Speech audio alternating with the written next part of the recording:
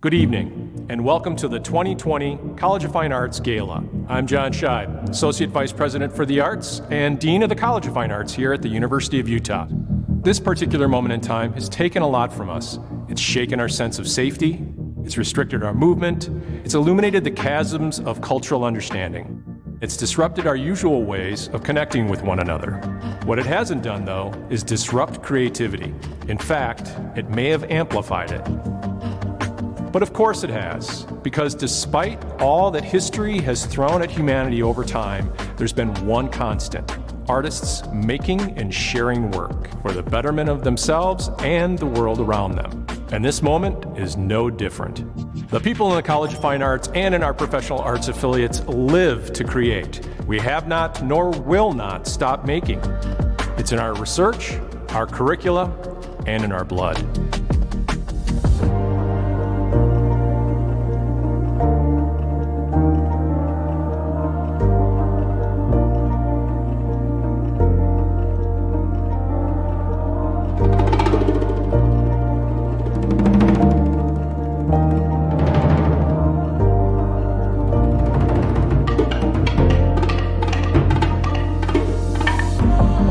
So while the ways we deliver the arts may look different this year, for everyone's safety, no packed theaters, concert halls, or galleries, the work will be available to experience, and in a moment when perhaps we need it most.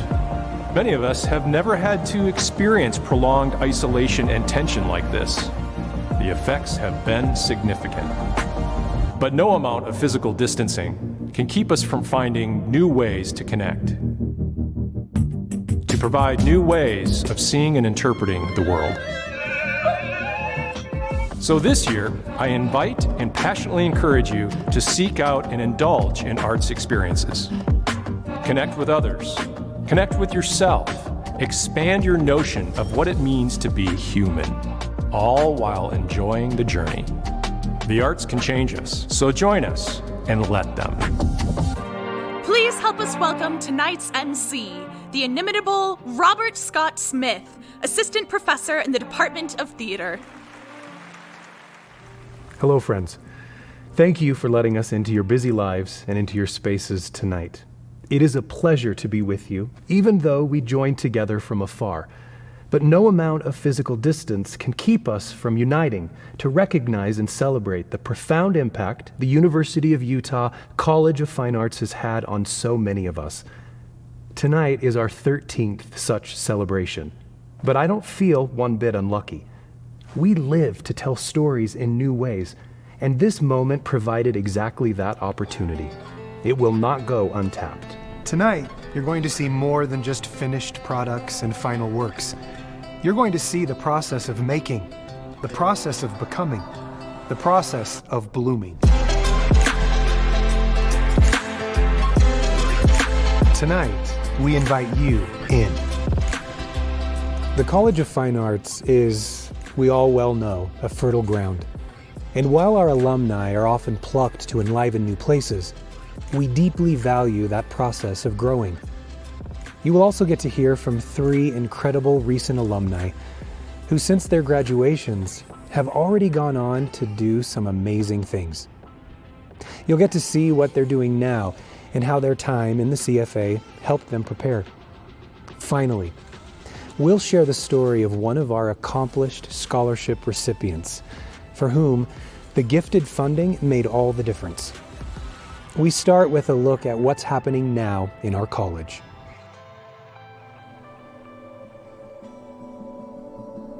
More than anything else, I'm here not to learn how to paint or not to learn how to sculpt, but I'm here to connect with my voice. I'm here to learn how to speak. The theme of the piece is liberty has fallen, but for some people it never stood, and so it's this idea of what we've been missing here as like an American society and who's been denied rights and freedoms. It is called The Degradation of a Dream. That's one of the names that we're considering. There is a section of hallway that's probably over 200 feet long. The statue is 151 feet long from the toe to the top of the torch.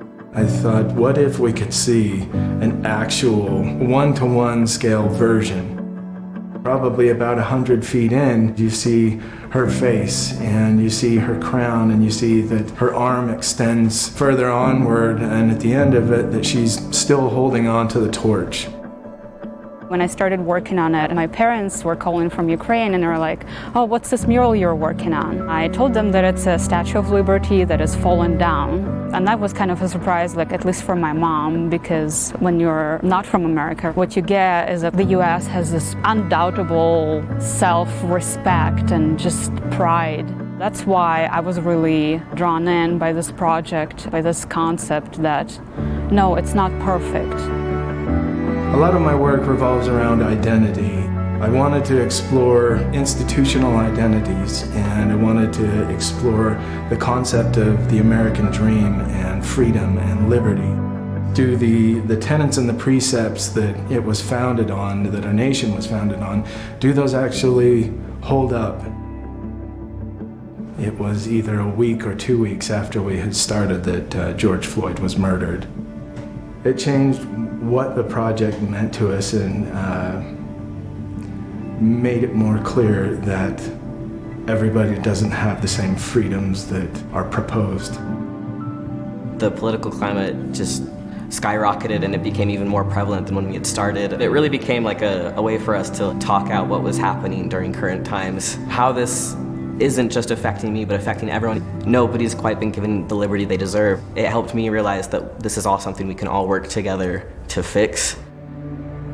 It's important to understand that this isn't the literal Statue of Liberty. This is just house paint on panels. It isn't liberty, but neither is a statue in the Hudson River. It doesn't matter if the statue is down, the statue is up. Liberty is the values that we uphold.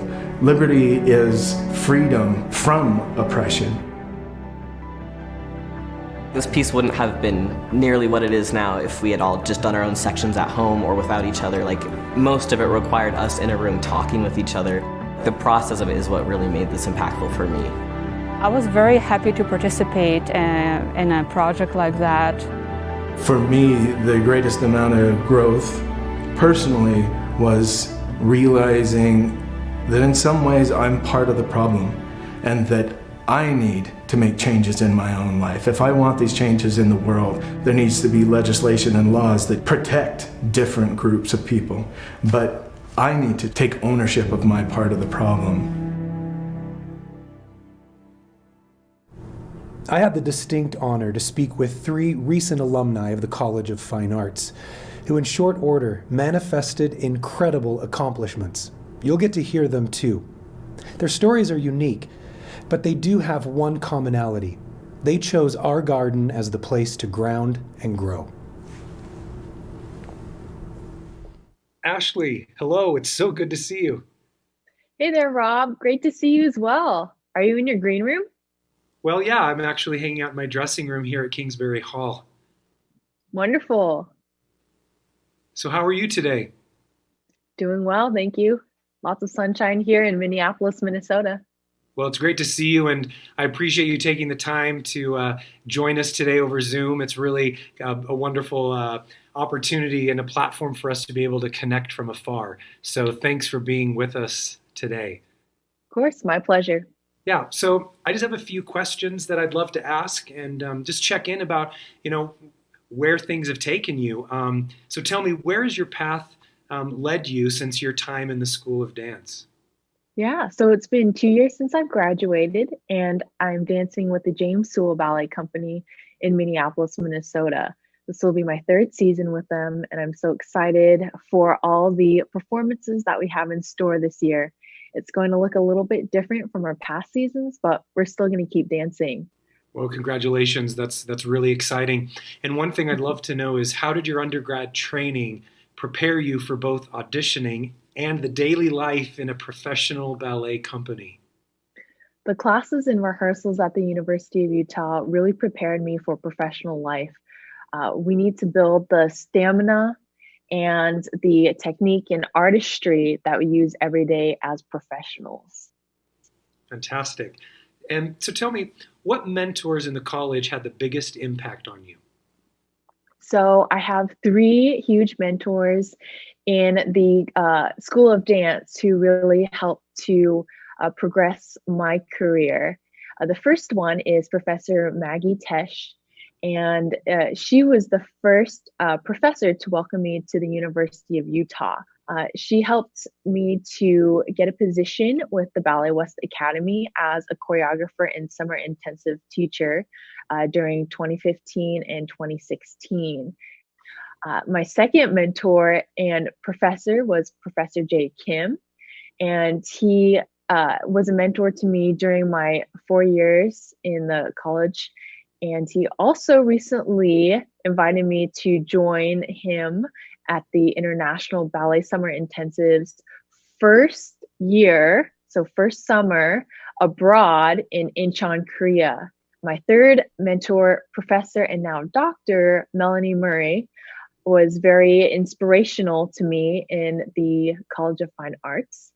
And she gave me the opportunity to perform as John Lennon in Utopia, which was a multimedia performance in combination with filmmaker and director Lauren Wilder in Aspen, Colorado. So that was a series of performances that we did following my graduation year.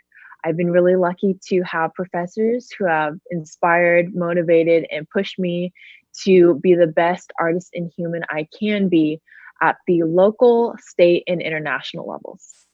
That's fantastic. And I'm sure that they were lucky to have such an accomplished dancer that they were able to mentor. It's just absolutely, it's fantastic that you've had those three wonderful mentors in your life. So what skills outside of dance technique did you gain in the School of Dance? The School of Dance taught me to use my voice. So I've been a very shy and introverted person my entire life, but coming to the College of Fine Arts made me realize that we're all in this together. It's a community of artists who are like-minded.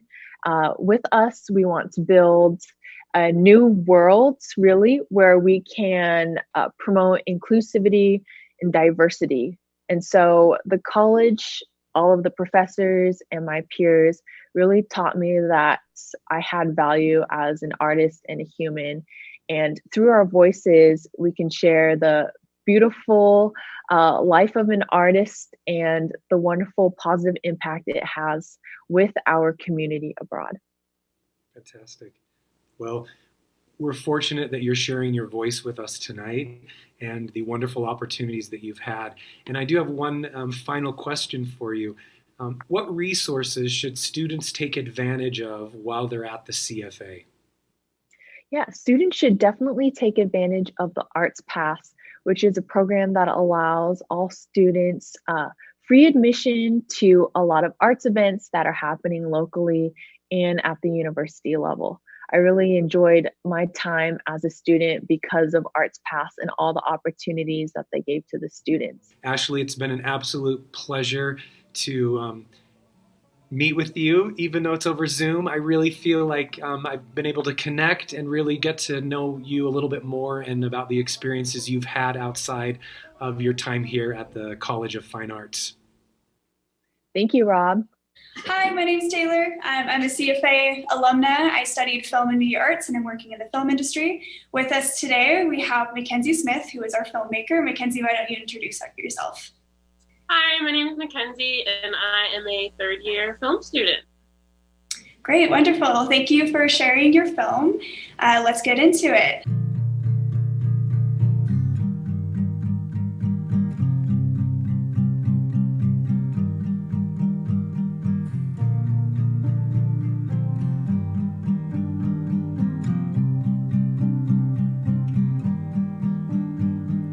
Clean your teeth, you smoke too many cigarettes. I gotta go, I need to get up early and I can't bear to break your heart any longer. I've got time to lay in this bed with you, but no time to start learning how to do all the things I'll need to know when I'm 40.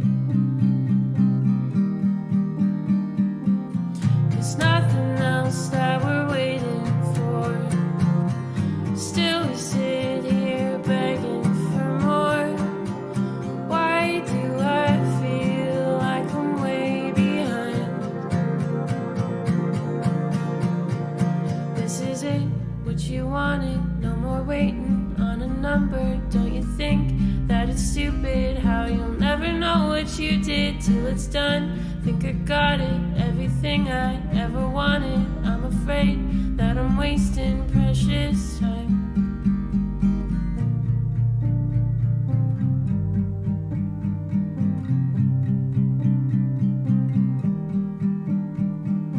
Leave your room, there's much more to do out there.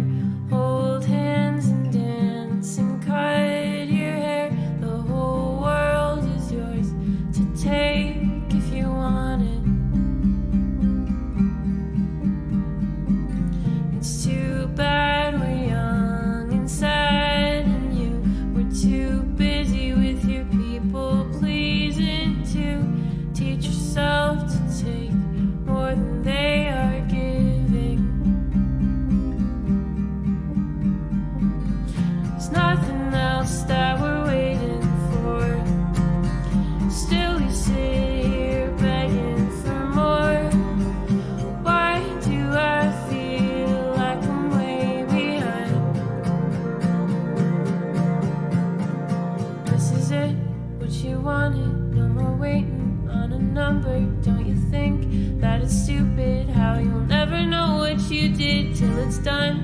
Think I got it, everything I ever wanted. I'm afraid that I'm wasting precious time. So don't leave me, just don't leave me. So don't leave me, just don't leave me. Don't leave me.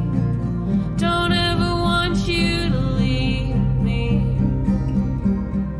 We can just stay. We can just stay how we are. So don't leave me. Just don't leave me. We can just stay. We can just stay who we are. This is it, what you wanted. You're not waiting on a number. Don't you think that it's stupid how you'll never know what you did till it's done? Think you got it, everything you ever wanted. I'm afraid that you're wasting precious time. So don't leave me, just don't leave me. So don't leave me, just don't leave me.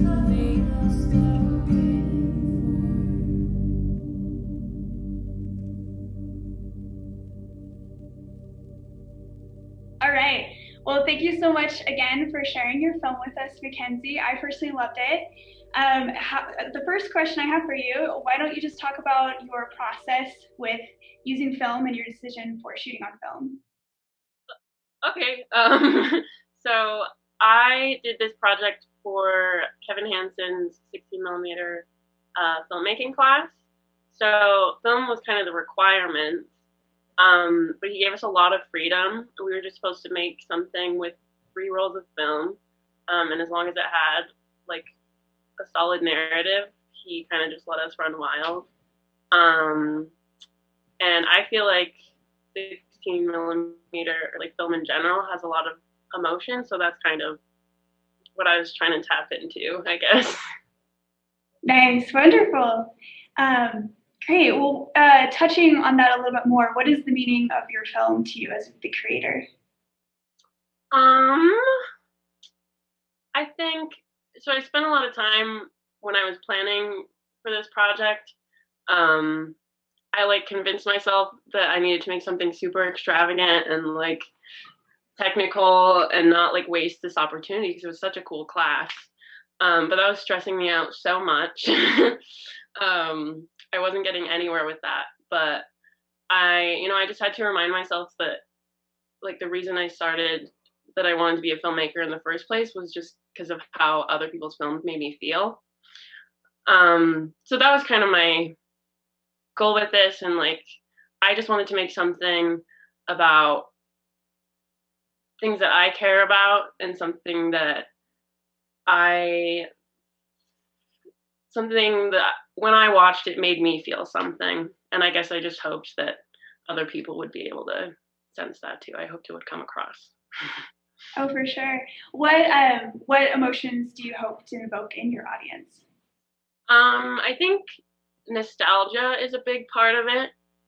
I feel like looking back on old memories and like nostalgia, it's a big part of my emotional experience. And I think it can be kind of painful sometimes. But I think it's also really important to like have a way to remember the way that we feel at all the different points in our lives. Especially right now, I never want to forget what it's like to like be this age and be like so passionate and so stressed and like so overwhelmed, but also like just in love with everything. So that's kind of, I wanted to make a little time capsule for like me and my friends, and I hoped that it would like, you know, the other people would be able to feel that too. Absolutely. Well, thanks so much for sharing your film, and good luck with everything. Thank you. Yeah, thanks. Yeah. An important part of tonight's celebration is focused on student scholarship recipients and the incredibly generous donors who have helped ease the financial burdens of so many of our students. This year, we gave out over 475 scholarships, totaling over $800,000.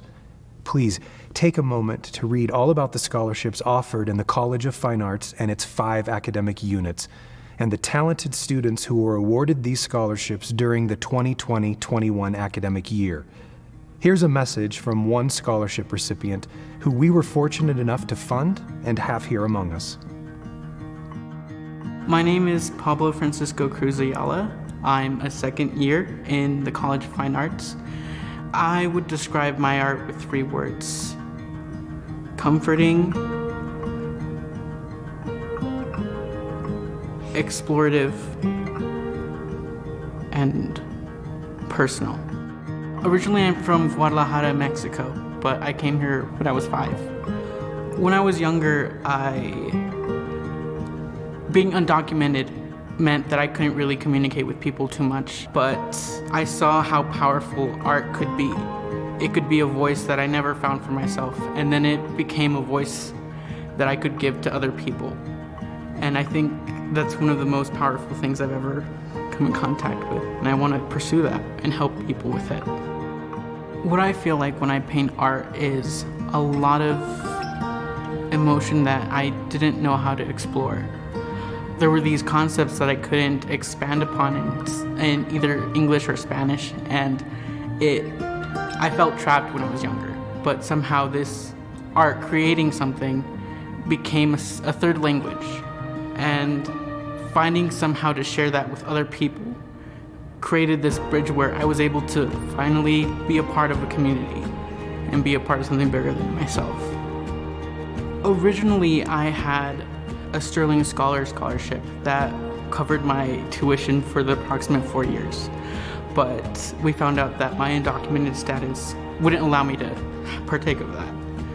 And instead of feeling defeated or feeling anxious, I found solace in the open arms of the College of Fine Arts and incredible donors who were able to provide me the opportunities of funding to continue my dream of being a part up here.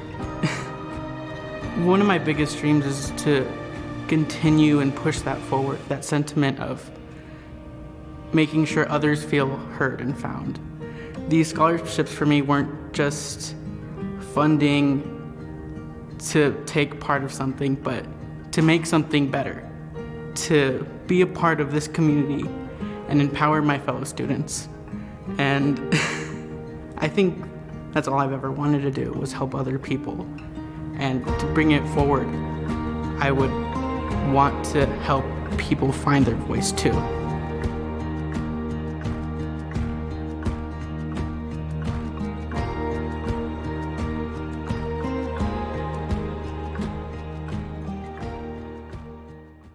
Music has always been, for me at least, and I know for a lot of other people, it's been something that's brought a lot of joy into our lives. Having something that special right now really helps keep us motivated and moves us forward. It's something that I've definitely cherished this year.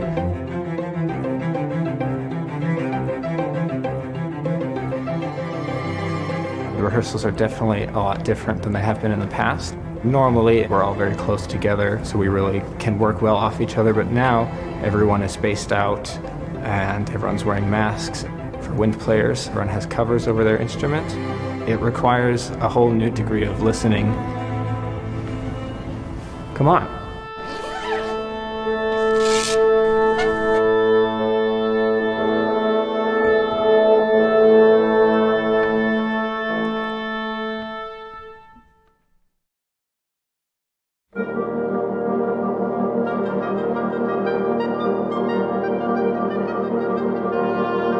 The fact that our musicians are able to get together and still be one cohesive ensemble, they can feel not only socially connected, but musically connected once again.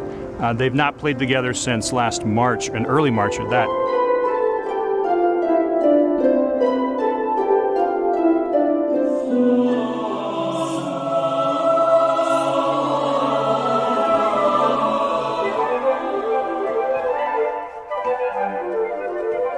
This year in orchestra has been really interesting. I feel like people's attitudes have been really good. Obviously, we've been playing outside, which is different acoustically than what I'm used to, but it's a good opportunity to practice really listening to the other sections.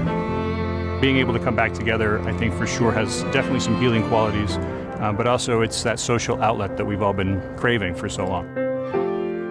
I've quite enjoyed getting to play with all strings in a chamber group because we don't get to do that very frequently. Normally it's just like small chamber groups and quartets, and then the big fill, which normally has winds, brass, strings.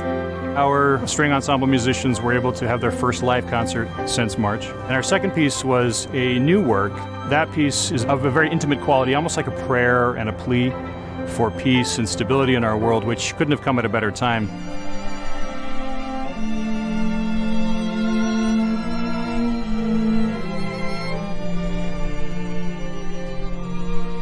I think there's a special quality to that piece, given the circumstances that we're under, and the fact that not only can our musicians get together and play, but the fact that they can really think about and reflect on what the beauty and intrinsic value of music is for us in our lives and what that does for our souls.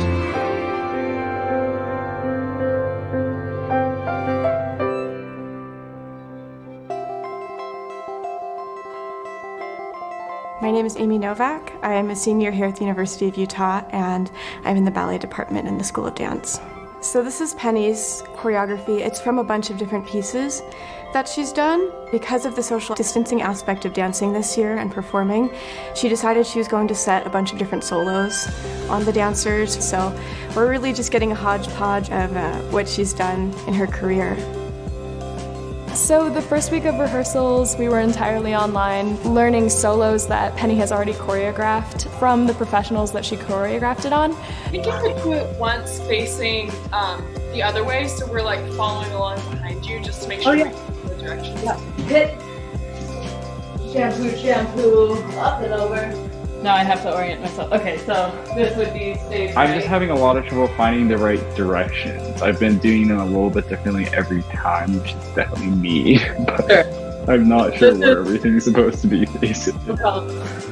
This is the thing about Zoom. Let's just actually take a second to like point to your downstage. So it was really awesome being able to zoom in with those professionals in the field and learn it directly from them, because there's something extra that you learn from somebody who's already embodied the movement. She had them zoom in with us and teach us from our living rooms and from their living rooms. So it was really cool to see that they're going through the same things that we're going through during this time. This will be interesting to teach you in a home, but I just want to let you know, the company, Hubbard Street Dance Company, is doing the exact same thing. We just did a process where for 2 weeks we were in our apartments trying to make up dances, and then we didn't even get like a rehearsal process in the studio. We just went outside and filmed it. This project is going to wind up being filmed dance compilation, and so it's really exciting because we're kind of exploring the space in a way that we haven't before, just walking through, trying to get to classes. We're finding little nooks and crannies that we're able to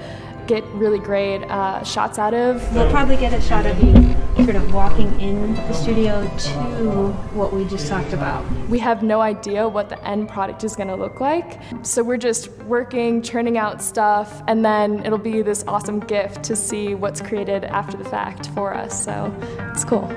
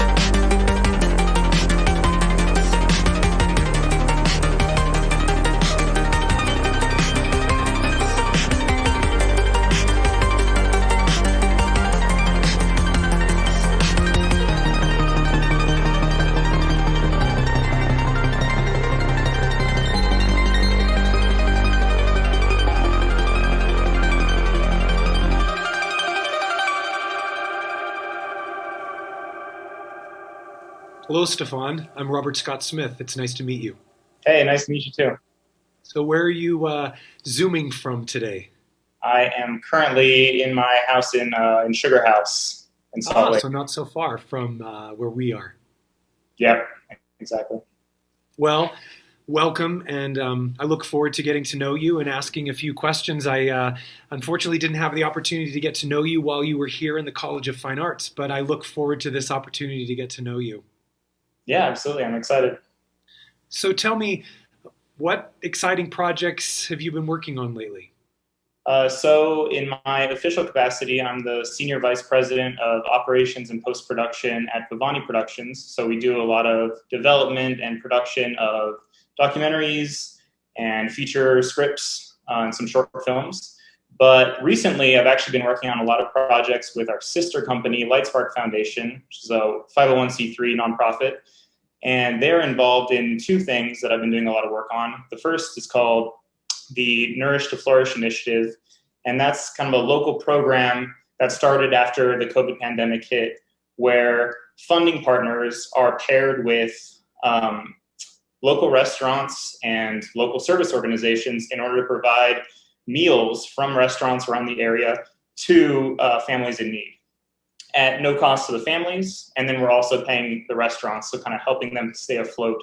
So that's been one of the big things that's been growing recently. We actually had a press event with the mayor last week. And then the other big thing that I've been working on is the Florida Rights Restoration Coalition. And that's actually in Florida, and they are trying to restore voting rights to returning citizens, so formerly incarcerated individuals in the state of Florida. And currently, there are fines and fees that are preventing them from doing so. So we're trying to get the word out and raising funds to try to get these people to vote before the elections.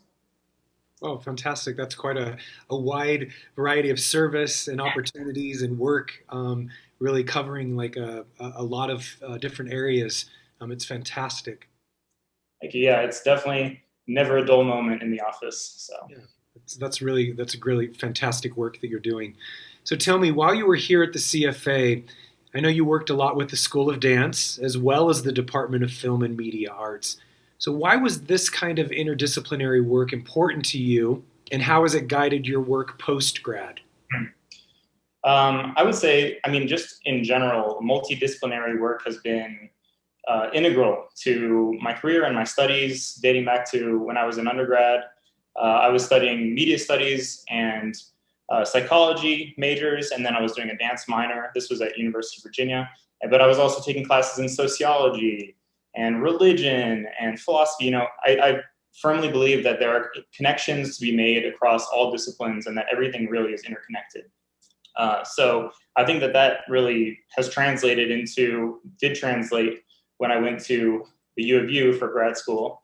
And I was able to make these connections between dance and film, of integrating things that I was learning as far as aesthetics and criticism in dance and how to apply those into film and vice versa. So I think that art forms, I don't think, should be siloed, right? Like, they shouldn't be just standing on their own. I think it's important to stretch yourself and learn and pull references from other art forms, investigate other art forms, and I think we're all better artists for it.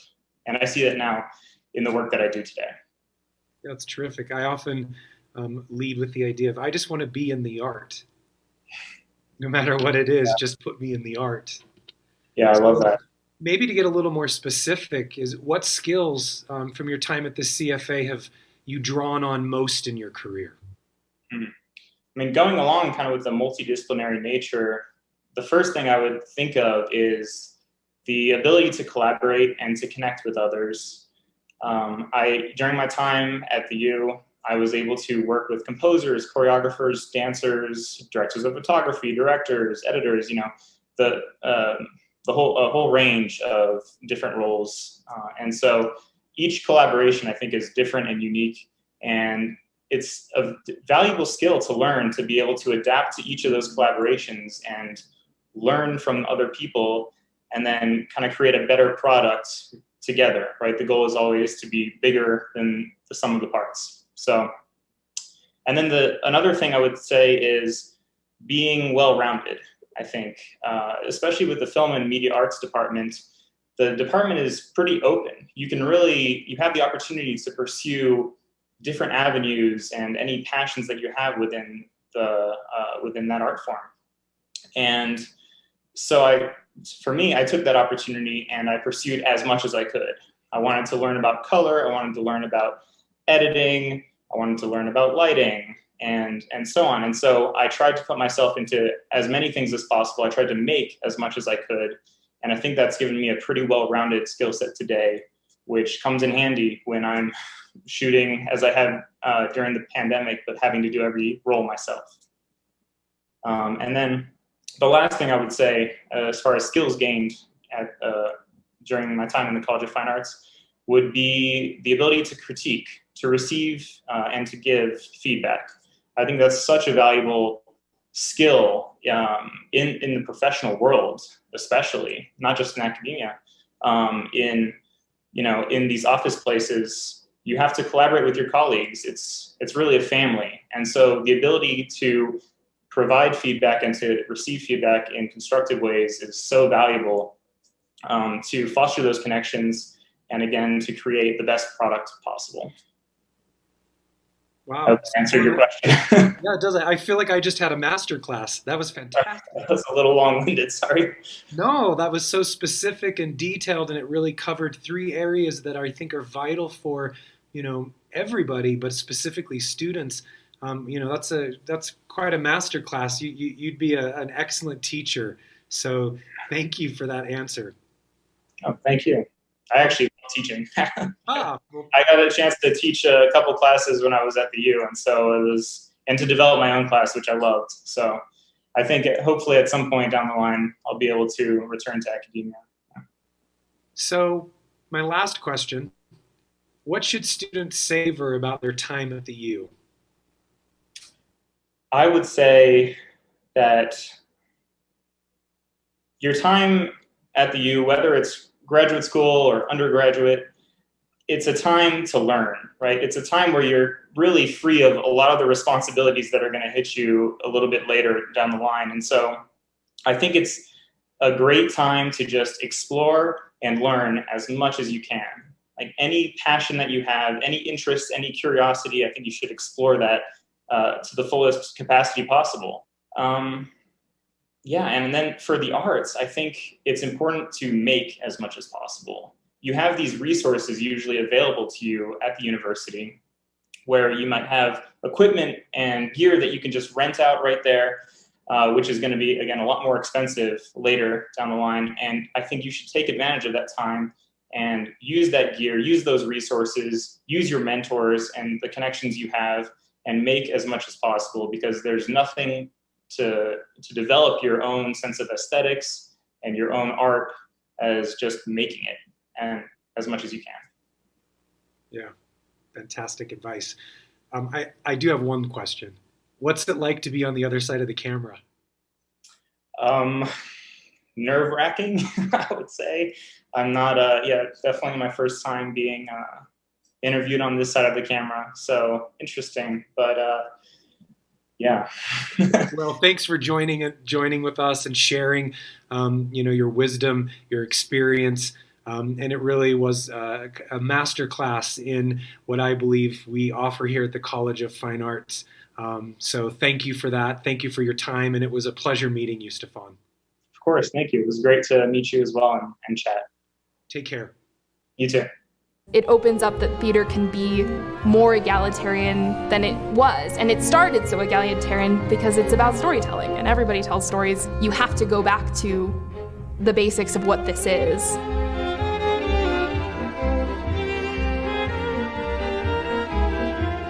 The Night Witches is about this group of fighter pilots in World War II in the USSR. It was a regiment of all women. They would bomb the Nazi camps at night, and the point was mainly just to keep them awake at night, to be a nuisance and to destroy supplies. So our play is about 15 specific night witches, and it's based on a specific night. They meet challenges they weren't expecting. We're putting the play on Zoom. We have sort of finagled all the Zoom settings so everybody's sound is as fixed up as it can be. We're working on getting high-tech mics and some backdrops so you don't see our beds and desks and whatever in the background. My name is Kira and I play Zoya in The Night Witches, and here's my setup. So walk in the bedroom, we got this guy right here. This is a beautiful ring light. I set my laptop up right here. A milk crate, 2 math textbooks, a Harry Potter book. So I have my kitchen chair on my bed, a black sheet for my backdrop. Go Night Witches. It's definitely raw magic theater making.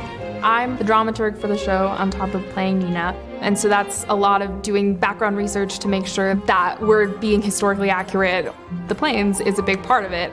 They flew PO2s, which are what the Army would use to train pilots, and they're made out of wood and canvas. They're very lightweight with the weight of the bombs.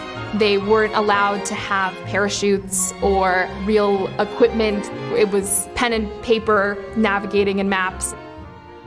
We had a pilot who is a Westminster alum come in and give us some flight training. We figured out sort of where the controls would be and how you would take off and land the plane, some body movements of general evasive maneuvers that you would use if you were trying to outfly an enemy plane. So for flying, you need a yoke and a throttle. Our yokes are a poster container and a piece of a vacuum machine. Basically, you just hold your yoke right in front of you and you imagine your throttle is to your right and you fly. Embroidery is scripted into the play. They would make these embroidery pieces that they would gift to each other. And the embroidery itself has a really interesting history in Russian history. All of the women in villages would get together and they would complete this one-day embroidery project. And if they completed it in one day, that would protect their village from whatever was happening. And so this tradition sort of continues, and that's part of where this comes from with the Night Witches, where it's a way of protecting each other. And so as a cast bonding thing, we all got our own embroidery kits. We all have them at home and are learning how to embroider. You feel a connection to your character because this is what they did when they're waiting and they're afraid and they're biding their time and they don't know what's gonna happen. They would embroider. That process of creating it is so similar in an odd way to creating theater. It's complicated and it's messy and things often don't turn out the way you think they're gonna turn out. Those threads that are individual people bringing in what they wanna bring in as opposed to what one person plans ahead of time, but everybody bringing in a little bit of themselves makes it what it is. This time has really opened my eyes to what the theater is and what it has the possibility to become. There has been a sort of amazing coming together of theater people during this time who have decided to persevere through seemingly insurmountable challenges and create a new way of looking at this art form that keeps everybody safe but is still creating together and collaborating, and we're having to rediscover it all over again. For the witches in the clouds. There's huge parallels to Alone in the Plane and Alone in the Zoo. The reason they made it through was because they formed these bonds with each other. Even though we're all isolated on Zoom, it still is this amazing part of my day. I still get to see these amazing other artists and women who I'm not getting to see. And so there is still this bond that's helping us get through it. To me, The Night Witches is about sisterhood, girl power, community, teamwork, contributing to something bigger than yourself, sacrifice, resilience, the story about bravery, fighting for what you know is right, fighting for the future and for the people you love. To me, The Night Witches is all about friendship, trust in yourself and in your community, pride, purpose and camaraderie, family, women joining together, doing what they need to do and kicking some butt. And for the future of theater, I hope to see representation. The Night Witches starts live streaming on October 23rd, so come and join us. It's gonna be a lot of fun. Hello, Cece. Hi, how are you? I am so good. How are you is really the bigger question. I'm doing well. I'm so happy to be here. Well, it's really fantastic to see you. I know we have quite a relationship of working together, not only as your teacher, as a mentor, and now as a friend. It's just my pleasure to be able to interview you today. Well, I'm so excited to get started. All right, well, great. Let's just jump right in. I always like that you're just like right to the point and business and like really just getting to the core of it. I've always admired that about you, Cece. So here's my first thing that I'd like to talk about is, can you tell us about Who's Lewis and how it continued and it grew after you left the actor training program? Absolutely. So Who's Lewis is an artist collective. We're currently based in New York City. It's a company that I co-founded with my best friends, Katrina Williams, Monica Goff, and Dominic Sapala. And we primarily focus on doing devised theatrical work. So for those who don't know what devised theater is, it's a collaborative way of creating a story or a play. And I was unfamiliar with this until I was introduced to it by Julie Rada, who was working at the university at the time in my freshman year. So after I had the opportunity to create a devised piece for the Kennedy Center American College Theater Festival with her, I fell in love with the process. And so I went to my friends. There were a couple of opportunities that presented themselves. And I said, you know what? This is so much fun. I really think we should give it a go. And from there, it just kind of took off. So we've created pieces together over the years. All four of us transplanted to New York after we graduated from the actor training program. And we've just jumped right back into it. So we just actually are wrapping up a piece now. It's called I'm Not Playing, and it has premiered at the Great Salt Lake Fringe Festivals, Minnesota Fringe, Edinburgh Fringe, and we will be continuing to present it with the Rochester Fringe Festival later this September. So very excited about that. And now we're starting development on a brand new piece, which is centered around AI. So lots of interest in the crossover between arts and technology, and yeah, very excited about everything that's coming up. Yeah, that's really exciting, and it's really great to see that your work has continued as a company.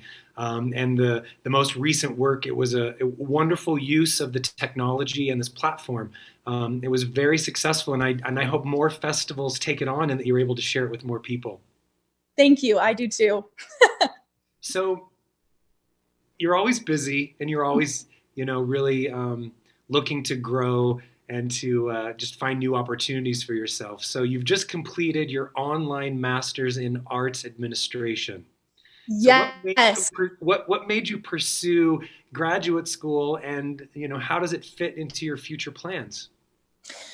So once again, it all ties back to Who's Lewis. I was continuing to work with this company. We're trying to grow it, trying to continue to develop. And I just thought to myself, I don't really know what I don't know. So I decided to go to grad school and have them tell me what I don't know. I was fortunate enough during undergrad to be able to work with a number of great our artist administrators through Pioneer Theater Company, through Utah Presents, and the college itself. And so I feel like I was able to learn a lot through those experiences. But grad school really helped me round out the entire experience and gave me more perspective into things like governance, like what it takes to build a board and govern a board and how they work with the staff. And I really feel like it was a positive experience. That's fantastic. What's been the most important tool or skills that you've drawn on in being a freelance actor, creator, and performer in New York City? Oh, you know what? Going through school, they said it was going to be hard, and it's definitely very challenging, but it's also so invigorating and exciting. I would say two things that are really important are persistence and resilience. You have to just be persistent about continuing to do the work and, really chase after it. You have to be hungry for it. You have to continue going after those opportunities. Everybody knows that actors hear no far more than they hear yes. And it's just continuing to believe in yourself and believe in the work you're doing and know that you're good enough to continue to move forward. And I think that's across the board in both arts administration and performing as an artist. And then on top of that, I would also say networking, which obviously is the easy answer. I mean, networking is what has brought me all the opportunities that I've been able to take on during my time in New York. So I can't say enough about building a network and then allowing it to support you. Tell the people in your network what you're doing, what you need, what you're looking for, and just allow them to say, you know what? I can help you out this time. And that has been so beneficial to me. So tell me, your time with the CFA, what experiences were most impactful for you? I cannot say enough good things about my experience with the CFA. I feel like I just had the best undergrad experience ever. However, there is one that stands out, and Scott, you obviously know what I'm talking about. I had the opportunity to work with the Office of Undergraduate Research through their URUP program to develop my own one-woman show, which I then took to the Edinburgh Fringe Festival between my junior and senior years. So Scott was kind enough to sign on as my mentor. It was such an incredible experience being able to work one-on-one with him, in such a close, detailed way, continuing to develop things that I want to work on and really taking everything that I'd learned in my 3 years at that point and putting it into this project.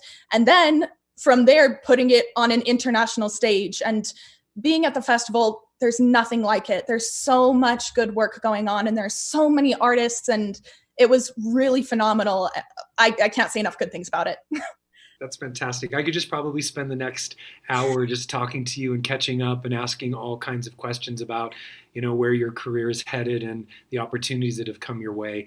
But thank you for your time. Thank you for your talent. Thank you for your just welcoming and inviting just energy. It's always a joy to be around you. So thank you, Cece. Thank you so much. This was so much fun. I'm glad we got to do it together. Me too. On behalf of the University of Utah College of Fine Arts, thank you for being here with us to celebrate tonight. I think we can all agree that our leadership, students, faculty, staff, and alumni are leading the way in dedicated, innovative, impactful work in and around the arts. The past and the present show just how much potential is bred right here with all of us. Finally, we wouldn't be doing everything we can for our current and future students if we didn't make it possible for those who are inspired tonight to make a contribution before they leave. So, for those feeling like they'd like to be part of making the University of Utah College of Fine Arts stronger and even more vibrant, gifts can be made securely online here. Please know that gifts of $5 or $5,000 will be met with equal appreciation and enthusiasm. Again, thank you for joining us tonight, and have a wonderful evening.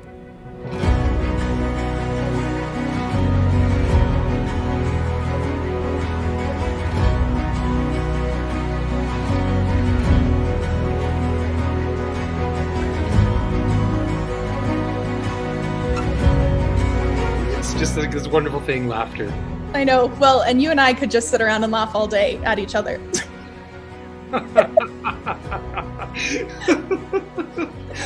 Realize where I am.